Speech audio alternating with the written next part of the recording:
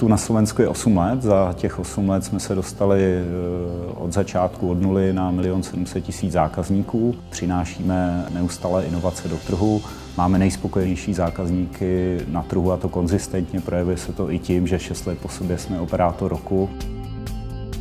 Cílem projektu bylo nalézt takové řešení pro lidi z první linie, z prodejna, z call centra, tak, aby byli schopni dohledat informace během 10-15 sekund na 3-4 kliky naprosto jednoduše a intuitivně. Našou požiadavkou na dodávateľa bolo rýchle dodanie riešenia. Predstavou bolo 5 mesiacov. Rozhodnutie ísť do cloudového riešenia Microsoft Azure sa stalo kľúčovým.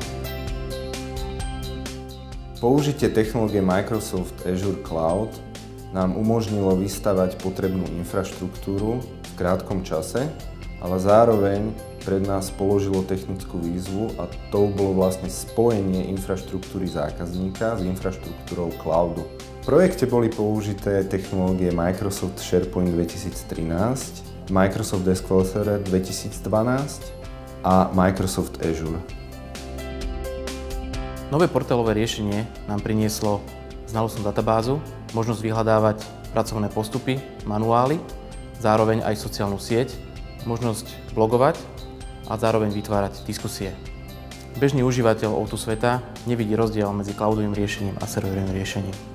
Spolupráce na projektu O2 svět a celkově s firmou Millennium jako dodavatelem, tak já musím hodnotit, že to je jeden z projektů, který byl dobře naplánovaný, dobře doručený a následná spolupráce probíhá tak, jak jsme se předem domluvili, takže celkově ten projekt jako takový hodnotím velice pozitivně.